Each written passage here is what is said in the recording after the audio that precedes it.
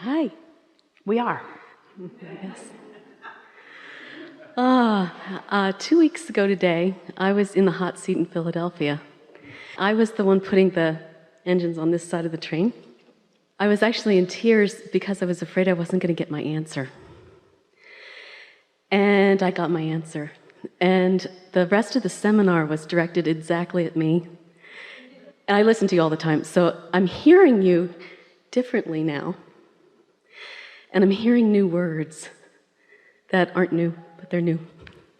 Like intent and focus and deliberate and thought. Aren't those good feeling words? They are. Because deliberate means not an engine this way and an engine this way, just one this way. Focused, not an engine this way and an engine this way, just an engine this way.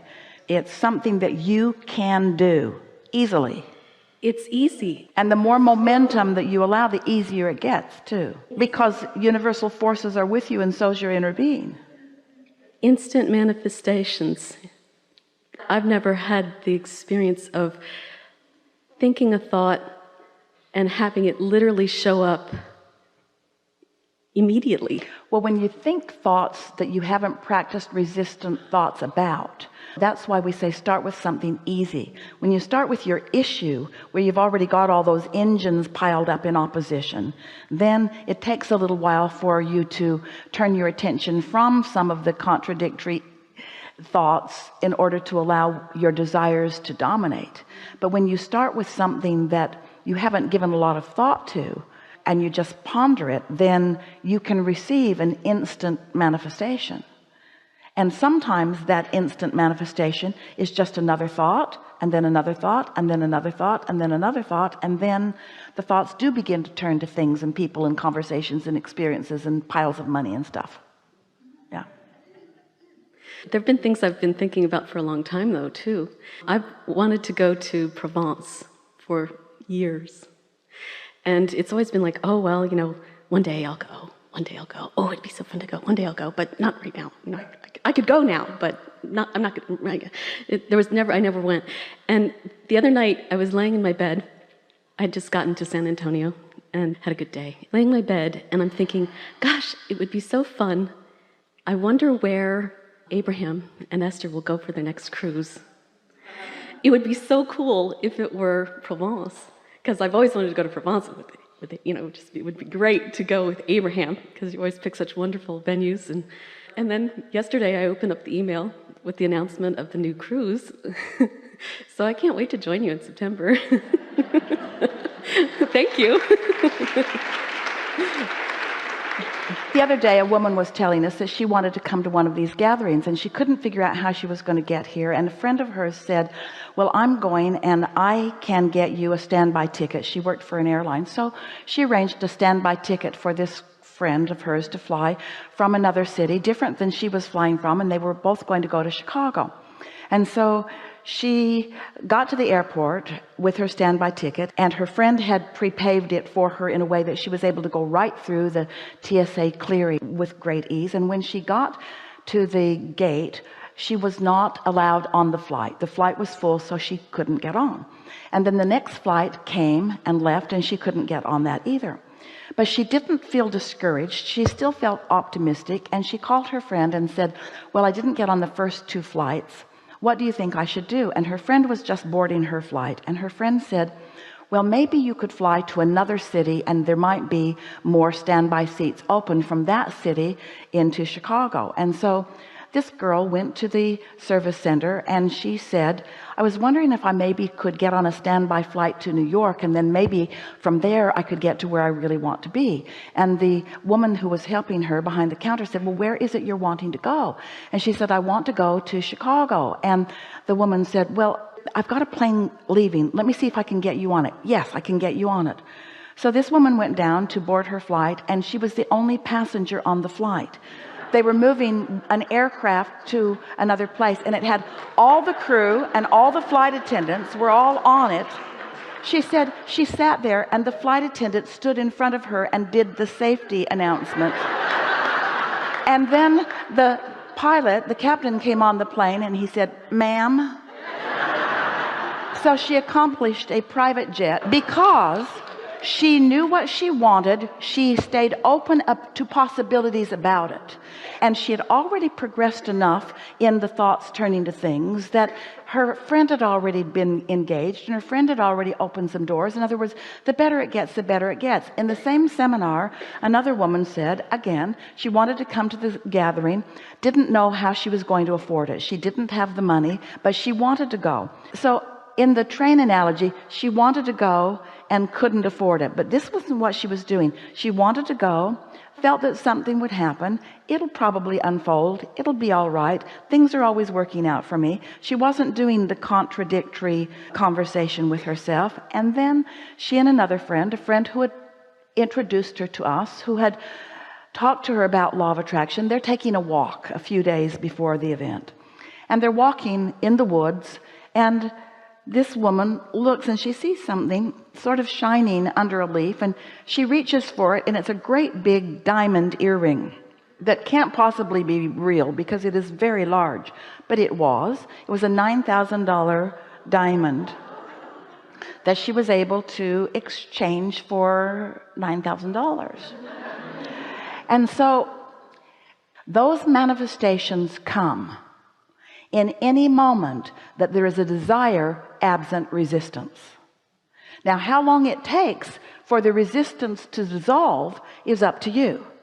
But when you hold a desire with no resistance, the manifestation is ready for you and you are ready for it. Are you following? So if you really, really want something and you really, really are worried about it, then you're really, really not going to get it anytime soon.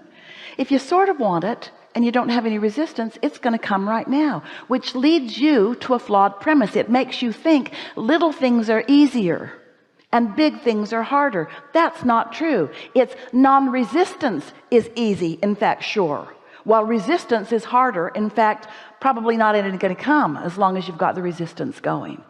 So you have to figure out what subjects you have resistance about and what subjects you don't. And if you want to know, then notice how it's manifesting in your experience, and also notice how you feel about those things. The better you feel about more things, the less resistance you have about those things. And the less resistance you have, then the more you're in the receiving mode. And yes, you're going to move to what you want to call instant manifestation, but we don't want to call it instant manifestation because it isn't instant. You were born with a lot of energy. That wasn't instant. It took you 9 months in your mother's stomach to become. That wasn't instant. You were born into an environment where you couldn't talk for a while. That wasn't instant. You sifted and sorted. You put a whole bunch into the vortex. That wasn't instant. But the important thing to know is it's all done now. So you might as well call it instant. You might as well say, I'm ready for everything that I want to come into fruition because it's already all there. It's all gathered and all the cooperative components are there. And all I got to do is chill out. All I got to do is be in a moment where I'm not offering contradictory vibration to what's in my vortex that I want. That's all you got to do. Now, whatever game you play with yourself, drugs are not our best idea. Whatever you got to do to keep yourself from focusing on what you don't want, that's what you've got to do. We think that it is helpful for you to understand how the laws of the universe work. We think it's helpful to understand law of attraction. We think it's helpful to understand that you get what you think about, whether you want it or not. We think it's helpful to begin noticing the correlation between how you were feeling about that and how it manifested. Not just whether it manifested, whether you allowed it to manifest, but how quickly it manifested. In other words, you can get a handle on this. You can adjust your vibrational frequency on every subject that is important to you. You can, and you can do it quickly. And think about it. If you say, I want $1 million and I want it fast, and the idea of jumping right into some action where that will happen, like a lottery ticket or a bank robbery or whatever it is that you might be thinking about that would bring you $1 million instantly, think about how much resistance you have to that, because those things just don't happen commonly. But think about how uncommon it is to find a $9,000 diamond in the bushes too.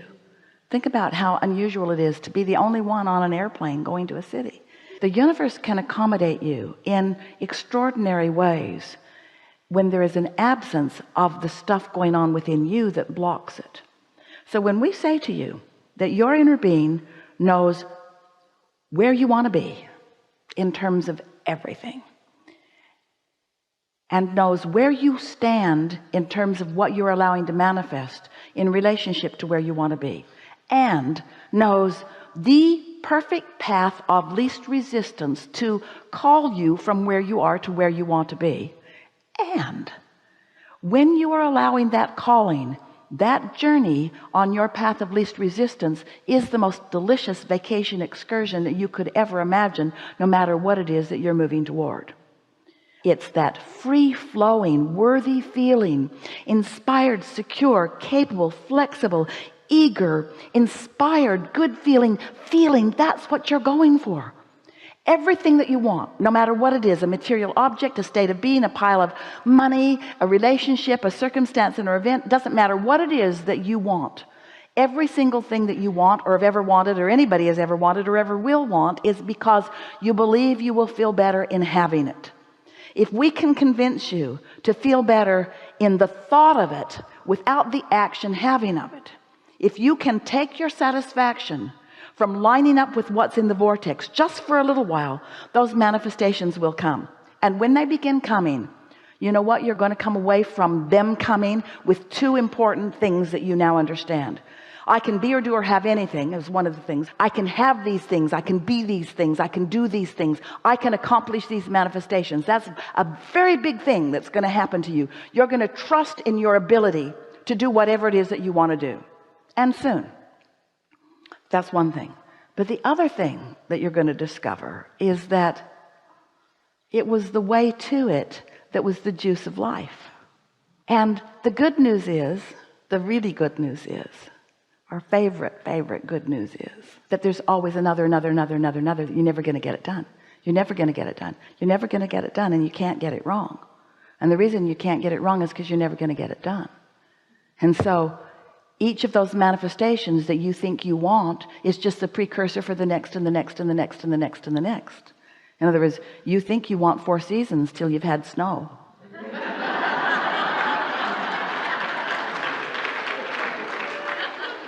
And then you want really short winter season, really short. One day, like a day of winter. Maybe I could just fly in somewhere.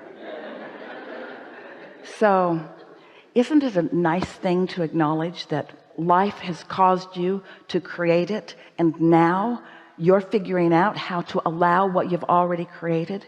You're just letting those good feelings call you. Let the good feelings call you, and then watch what happens. It's delicious. Yeah. Thank Really you so good. much. And Esther, thank you for the fun.